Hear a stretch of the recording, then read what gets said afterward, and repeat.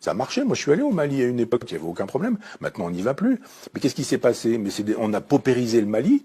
On a fait venir plein de Maliens. Le Mali est devenu pauvrissime. On a continué à exploiter les sous-sols justement pour avoir les matériaux rares qui nous permettent aujourd'hui de faire des voitures prétendument écologiques. C'est-à-dire les voitures hybrides qui fonctionnent aujourd'hui à l'électricité fonctionnent à l'électricité nucléaire.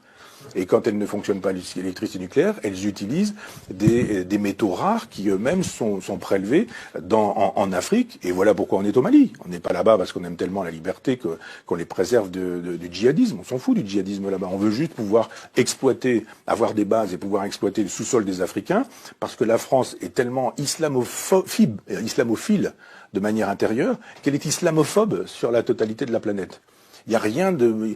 C'est formidable l'islam en France, mais alors dès qu'on peut tabasser des Afghans, dès qu'on peut tabasser des Irakiens, dès qu'on peut tabasser des Libanais, des Libyens, dès qu'on peut tabasser des Palestiniens, dès qu'on peut tabasser des Maliens, alors là, il n'y a aucun problème, on peut y aller. On fait des bombes, on fait des tapis de bombes, et voilà. 5 ou 6 millions de gens sont morts, de musulmans sont morts dans les frappes occidentales. Pour quelle raison? Parce qu'on vend des armes. Complexe militaro-industriel, possibilité pour les gens qui fabriquent des bombes, des avions à réaction, etc., de dire il n'y a pas de problème. Et après, on fait quoi? Quand on a fait beaucoup d'argent, on finance les chefs d'État américains, qui eux-mêmes financent ces guerres, qui sont des guerres islamophobes. Ces guerres islamophobes génèrent le terrorisme. Le terrorisme, il tombe pas du ciel. Voilà des gens à qui on a dit, vous aviez un pays, vous aviez un chef. Ce chef, c'était Adolf Hitler. On détruit votre pays et en même temps, on installe la terreur au quotidien. Que font ces gens-là? Ils arrivent en Occident, ils ont perdu leur famille, ils ont perdu des membres de leur famille, ils ont perdu leur boulot, leur dignité, leur pouvoir d'achat, leur langue, leur culture, leur tradition, leur nourriture. Ils ont perdu tout ça. Ce sont comme des animaux en cage et on leur dit voilà vous avez la liberté, ils sont là, etc. Mais il y a des gens qui deviennent paumés et qui peuvent se faire endoctriner par l'islam politique parce que d'un seul coup c'est un horizon.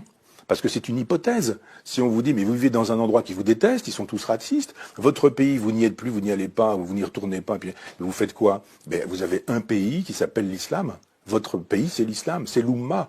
Donc je pense que tant qu'on n'aura pas une politique nationale, une politique européenne, une politique planétaire et mondiale, c'est-à-dire tant qu'on n'aura pas de projets qui ne soient pas des projets d'argent, de fric, en disant allez-y, circulez, c'est formidable, plus on a des migrants ici, plus on peut baisser les salaires. Évidemment, vous avez des gens, ils viennent du Mali, ils n'ont pas de papier, et ils viennent dire, mais moi, si vous voulez, je vous fais la plonge. Et on leur dit, d'accord, pas de problème, tu me fais la plonge, mais en même temps, pas de papier, pas de truc, je te donne un petit peu d'argent, pas de retraite, pas de sécurité sociale, les sans-papiers trouvent des petits boulots comme ça, et en même temps, quelqu'un qui arrive et qui dit, mais non, mais moi, je veux un salaire, je veux des vacances, je veux une retraite, etc. On dit, mais qu'est-ce que vous imaginez? Donc, si vous ne voulez pas ce boulot-là, il y en a 200 qui attendent, là. Donc, l'immigration, telle qu'elle est pratiquée aujourd'hui, elle fait le jeu du capitalisme planétaire. C'est formidable, l'immigration. Et c'est pas étonnant si le MEDEF est pour, si la droite libérale, la gauche libérale sont pour, et qu'en même temps on dit venez, ça fait une main d'œuvre pas chère du tout, et en même temps on vous humilie, on vous exploite, on vous méprise. On va vous mettre dans des cages à lapins, on va laisser vos gamins dans les caves, il va falloir faire du trafic de hashish pour vivre, de cocaïne, de drogue, etc. Et puis on ferme les yeux là-dessus. Territoire perdu de la République, aucun problème. Tout ça rend possible le business. Ça rend possible le business. L'immigration est une chose qu'on ne doit pas laisser aller en disant venez quand vous voudrez, puisqu'on sait très bien que dans ces cas-là, c'est la loi de la jungle. L'immigration, c'est quelque chose qui doit être voulu entre un État, entre un continent, donc la France, l'Europe, et puis entre d'autres pays avec lesquels on passe des accords de coopération. Il faut qu'il y ait des universités au Mali, il faut qu'il y ait des hôpitaux au Mali, il faut qu'il y ait des routes, des autoroutes, il faut qu'il y ait des centrales électriques, il faut qu'il y ait des possibilités d'avoir, je sais pas quoi, des garages, des voitures, des écoles, etc.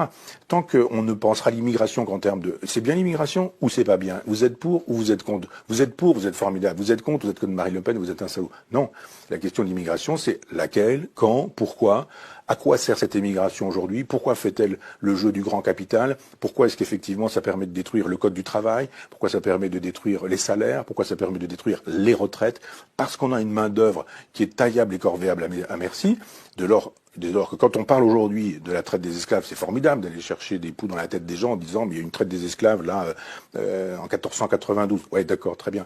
Mais il y a actuellement une traite des esclaves.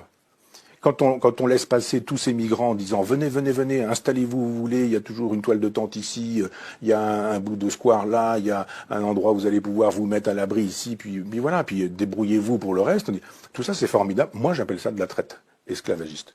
Et j'estime que si on ne pense pas l'immigration, ce que j'ai essayé de faire un peu rapidement, si on ne pense pas des solutions à la question inévitable de l'immigration. Bien sûr qu'il y en a toujours eu, il y en aura toujours, et on n'arrête pas l'immigration en remettant les gens à la mer, ou en remettant les gens sur des bateaux, on les renvoie chez eux. Ça n'a aucun sens.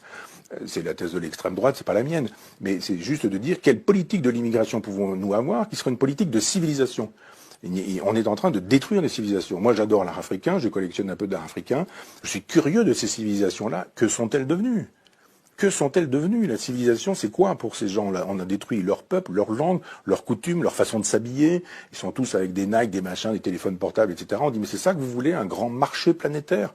Avec des gamins qui sont des consuméristes, des gamins pour lesquels l'horizon indépassable, c'est le grand magasin dans lequel on peut acheter, le supermarché dans lequel on peut acheter des choses, des objets, des biens avec lesquels on peut pouvoir frimer, montrer que, etc., etc.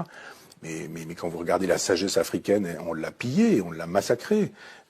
C'était une sagesse extraordinaire, une sagesse panthéiste, de rapport à la nature, au temps, aux éléments, à la nuit, au jour, aux étoiles. Moi, j'ai adoré en Mauritanie entendre des conteurs me raconter des choses, alors que on avait l'impression sur le toit d'une maison qu'il suffisait de tendre le bras pour décrocher des étoiles. Et on se dit, mais qu'a-t-on fait de la civilisation malienne, mauritanienne? Ah bah quand il s'agit d'avoir 3 statues au Quai Branly, c'est formidable. Les arts africains, les arts premiers, ça c'est formidable. Mais quand il s'agit de dire qu'avez-vous fait de ces civilisations que vous continuez de détruire? L'immigration sauvage et libérale, comme elle est pratiquée, est un génocide de civilisation. On tue les civilisations. Mais le grand marché planétaire qui veut un gouvernement planétaire et qui ne veut que des individus qui consomment, quelle que soit leur religion et leur couleur de peau, a intérêt à dire traversez la Méditerranée, pas de problème. Venez chez nous, vous allez vider nos poubelles, vous allez utiliser les services sociaux, vous allez vous entasser dans des cages d'immeubles où ça va sentir les urines de chiens, de chats, de pistes d'humains, même et ce genre de choses. C'est ça qu'on vous propose. Vous allez vivre ici, c'est très bien, vous allez voir, avec des dealers qui font régner la loi. C'est ça qu'on veut. C'est pas l'idée que je me fais de la France, c'est pas l'idée non plus que je me fais de l'hospitalité.